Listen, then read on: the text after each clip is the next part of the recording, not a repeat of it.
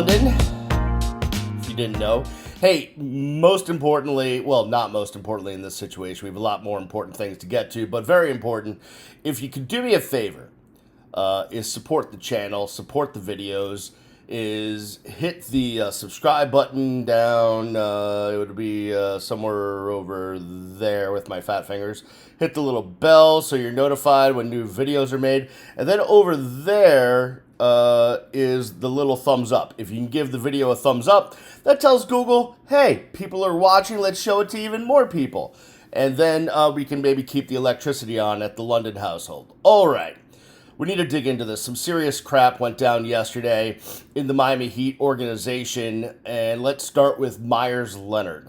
Meyers Leonard, who seemed to be a very affable and nice guy and always rooted for the Heat when he was hurt, which was almost always, did put in some work last year during that run to the finals. But we kind of knew that Meyers Leonard maybe wasn't simpatico with a lot of the social justice stuff that the Heat organization was trying to portray.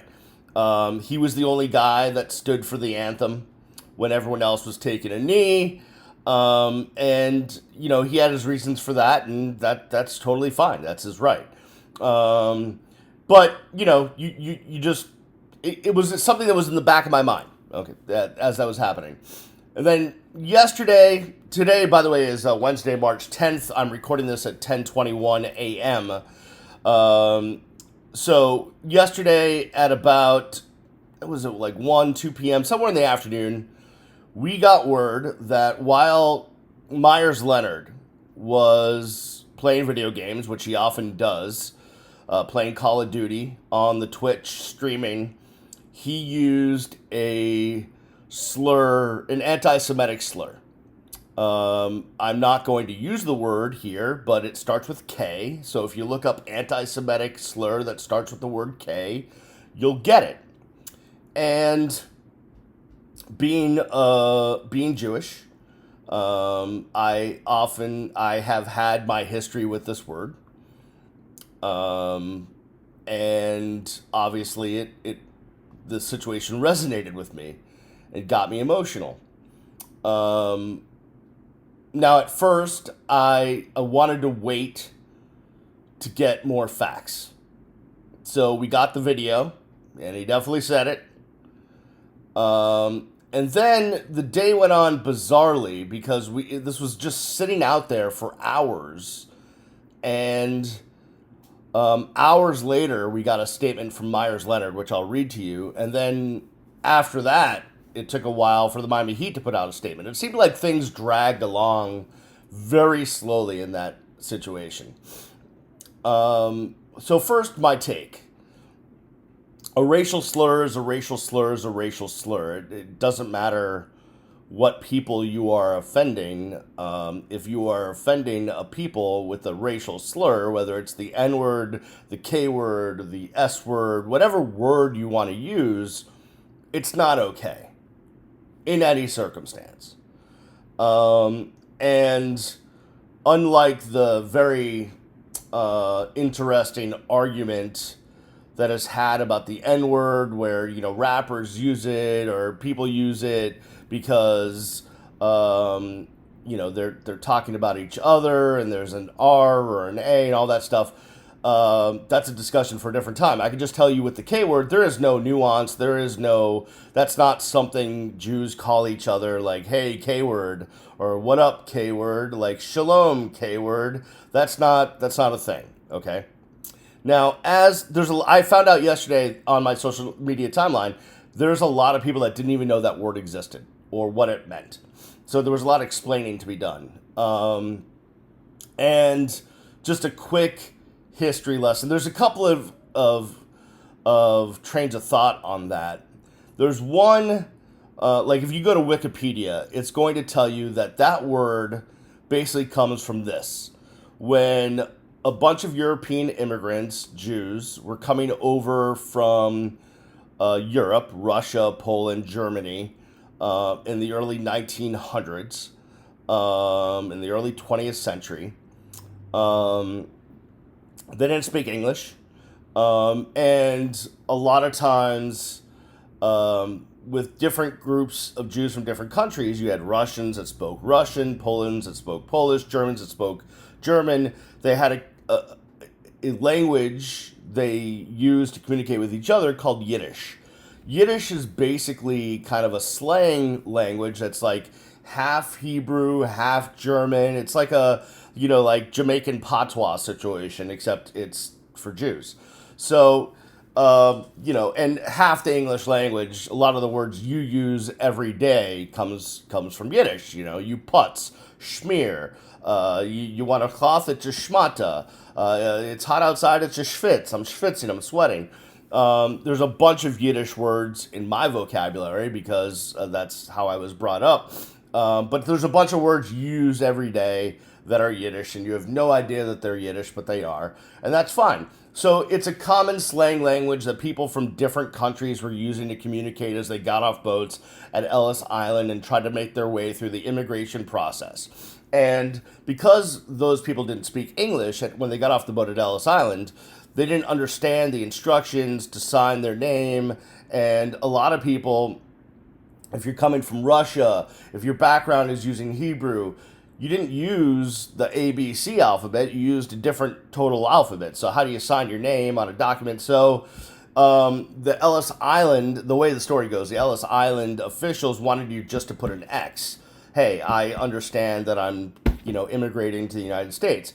Well, a lot of Jews looked at the X and thought, this looks too much like a cross, for whatever you want to take that. I don't want to put an X, I want to put a circle, an O. And in Yiddish, the term for circle is kaikel, and a lot of people believe that's where the K word comes from. Because the people at Ellis Island would hear Jews talking about the kaikel, and then they would shorten it and make it into a slur. That's, from all the reading I've done, it's possible, but I think that's kind of an old wives' tale. I think the word actually goes back to the home countries, whether it's Germany or Poland, and some existence there, but I don't want to go down a deep rabbit hole into that. The bottom line is, it has been well known for decades upon decades upon decades that word is a slur of anti-Semitic proportions. So, that leads me to this, and this is Meyers Leonard's statement, and I'll read it for you. He posted it on Instagram yesterday. I'm deeply sorry for using an anti-Semitic slur during a live stream yesterday. Well, I didn't know what the word meant at the time, and I want to come back to that. My ignorance about its history and how offensive it is to me, to the Jewish community, is absolutely not an excuse, and I was just wrong. I'm now more aware of its meaning, and I am committed to properly seeking out people who can help educate me about this type of hate and how we can fight it. I acknowledge and own my mistakes, and there's no running from something like this that is so hurtful to someone else. This is not a proper representation of who I am, and I want to apologize to the Arisans, Israelis, and Jews, his owners, his bosses, my teammates, coaches, front office, and everyone associated with the Miami Heat organization, to my family, to our loyal fans, and to others in the Jewish community who I have hurt. I promise to do better and know that my future actions will be more powerful than my use of the word. And it's a fine apology, but here's the thing that it's this line that, while I didn't know what the word meant at the time, and I'm calling nay on that, which means I'm basically saying BS, because my thought process is, if that word is in your vocabulary, you know what it means, right? Like, that's not just, like, the K word is not something we're throwing around on the streets, that is just out there, and, like, I'm trying to think of it a good example, and I'm going to do a bad job of it right now because I'm under the pressure of recording this video, but, like, there's plenty of words or phrases that we use every day that we may not understand, comes from a bad place, and may offend people. But it's just so common in the English language that sometimes we don't think about it. This is not the case for the K word. It is not a prevalent word used in the English language unless it's being used for exactly what it is, which is an anti-Semitic slur. So I'm just not buying that Meyers Leonard, who is an incredibly smart individual, didn't know what that word meant. I'm just not buying it. Now, maybe I'm wrong, but I'm very skeptical. Because I've just never been in a position where I've heard someone utter that word other than to intend it to mean an anti-Semitic slur in a negative way.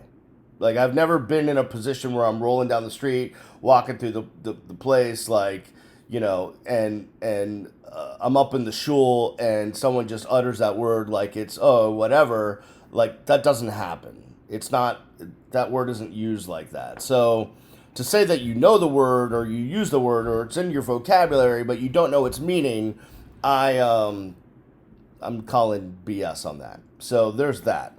Now let's get to so Myers released that 15 hours ago. So that was at about 5 p.m. So 3-4 hours after this all happened.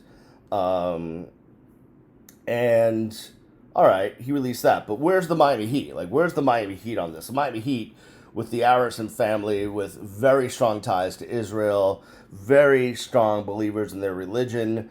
And it took a long time for the Miami Heat to release anything. And they finally did last night. Let's see when this tweet came out. 12 hours ago, so 10:30. 10 p.m. is when they released it. So basically 8-9 hours after this incident happened, and a full, 4 hours after 3-4 hours after Meyers Leonard released his statement. The Miami Heat vehemently condemns the use of any form of hate speech. The words used by Meyers Leonard were wrong, and we will not tolerate hateful language from anyone associated with our franchise. To hear it from a Miami Heat player is especially disappointing and hurtful. To all those who work here, as well as the larger South Florida, Miami Heat, and NBA communities, Meyers Leonard will be away from the team indefinitely. The Miami Heat will cooperate with the NBA while it conducts its investigation. And my son asked me yesterday, because he was, my son is very socially conscious, I would say. And especially because, he's Jewish and it's about his religion.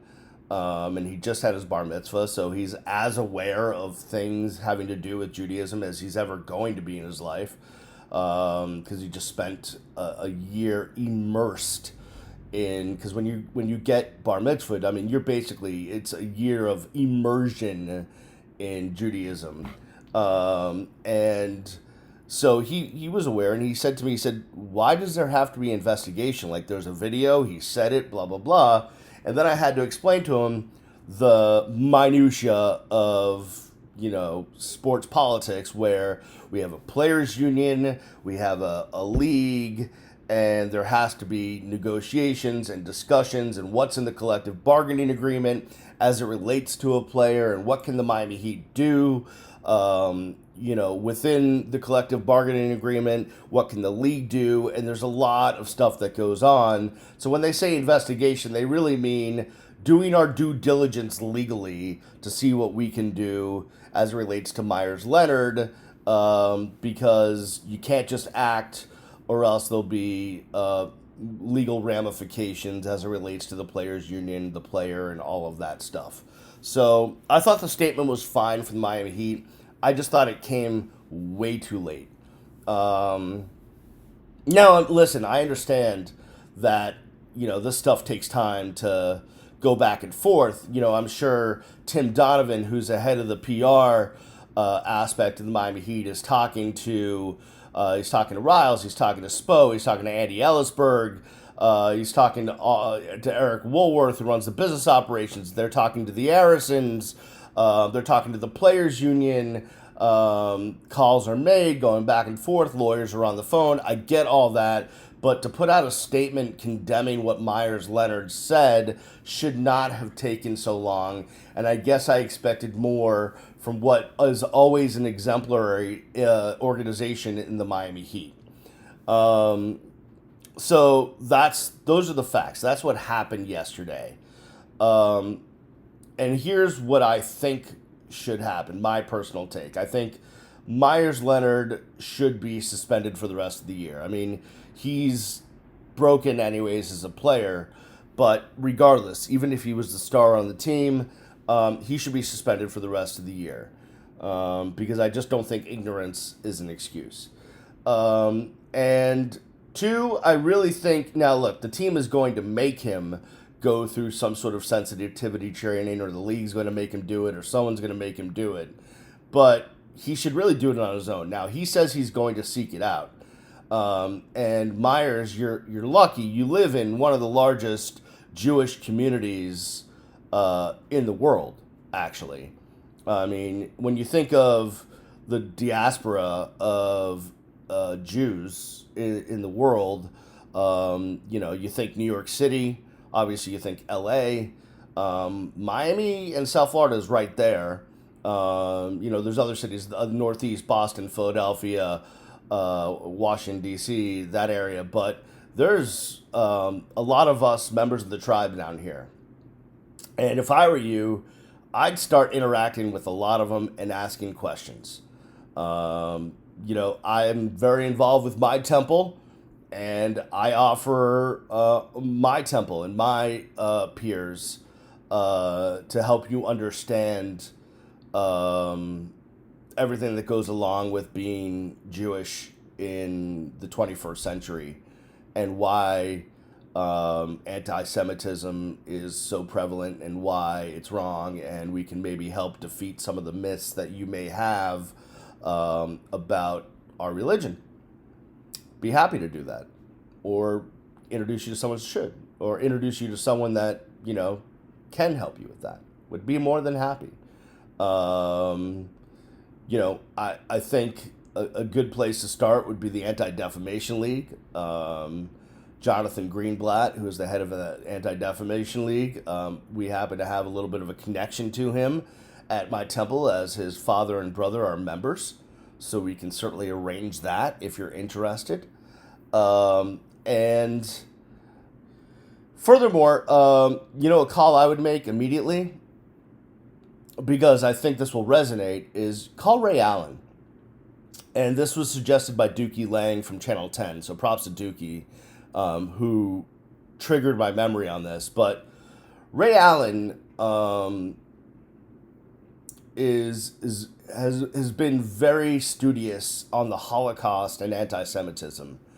And every time the team would go to Washington, D.C., Ray would arrange for the team to go take a trip through the Holocaust Museum. And if you have not been to the Holocaust Museum, maybe you have no interest in the Holocaust. I'm not saying you're a denier, but it's just not something you think about. Maybe you don't really understand the Holocaust. You don't understand Judaism. And that's all fine. Like, I get it. Believe it or not, we only make up 2% of the world, or America. I forget what the number is, but it's a small percentage. So I would go check out the Holocaust Museum. It is an experience you will never forget. And that is why we say never forget when it comes to the Holocaust. And that experience makes you go along with that, to never forget. So I think Meyers Leonard should be suspended for the rest of the year. I think he needs to be immersed in some education, which might change his outlook. Maybe it won't. And if it doesn't, well, I can't help you. But in these situations, I really think education is the answer. I really do. Because I think there's a lot of time where ignorance plays a part, where you really just don't understand. You know what you're saying, you know what it means, but maybe you don't understand how hurtful it is or what's behind it. And you need to learn that. That comes from being raised. I was, raised where you don't use the N word. You don't, use the K word, the S word. You have respect for everybody and all of that. And that was my upbringing. But not everyone's upbringing is like that. So we'll see what happens. The story is going to obviously develop minute by minute. By the time I post this video, there could always be something different. But I would love to hear your take in the comments down there. Feel free to comment on this one. And then real quick, there was a controversy going on last night on the Twitter where someone dug up what was a purported screenshot of Bam Adebayo's voter registration. And it was going around Twitter. And the hubbub came about when it was discovered that Bam was registered as a Republican. And there's people up in arms about this. Like, how can he be an African-American NBA player that is registered as a Republican? How is this happening? Well, it didn't really bother me. Like, you could be registered. I mean, welcome to America. That's the great thing. You can be in whatever political party you want. You can vote for whoever you want. That's what makes this country great. I have no problem with Bam being a Republican. I'm sure he has his reasons. If I had to guess, a dude that's making $200 million a year wants to have the lowest taxes possible. That's going to be on the GOP side. I get that. There's a ton of people that are fiscal Republicans, fiscal conservatives, but socially liberal. And then it comes into like, well, where do you register? A lot of people just have no party affiliation if that's the case. Bam is registered as a Republican. Reportedly. I don't know if that screenshot is real. I haven't done my own research to track down Bam's voter registration. But I have no problem with him being registered however he wants to be registered, and he doesn't have to explain it. That's what makes this country great. Now, that being said, because I got into it with someone on Twitter, because I said I'd love to hear what Dan Le Batard would have to say about this, simply because it was something that was being talked about on Twitter by thousands of people that did happen to care. I wasn't one of those people that cared. I was perfectly fine with Bam being registered. However, if you want to register as an alien, I don't really care. That's what makes this country great. But there was a lot of people that were up in arms about this. And I simply said, I would love to hear Dan Le Batard's take on this. And then this dude was just attacking me for like, how dare you, this is what liberals do and blah, blah, blah. And I'm like, dude, I don't think you're reading me right. Like, I don't care what he's registered as. Like, I just simply want to hear more conversation about it because it seems to be a thing with other people. So, on the Bam thing, register for whatever you want. Vote for whoever you want. Whether we agree or disagree on politics is not really important, because that's the great thing about this nation, is we can agree to disagree. We can have different thoughts and feelings on politics. I can think I'm right, you can think you're right, and it doesn't really matter. So, Bam does not owe us an explanation. Bam can vote for whoever he wants to vote for. It shouldn't be a big deal, but, Twitter's going to Twitter, and that's the deal with that. So we'll see what happens with the Meyers Leonard situation.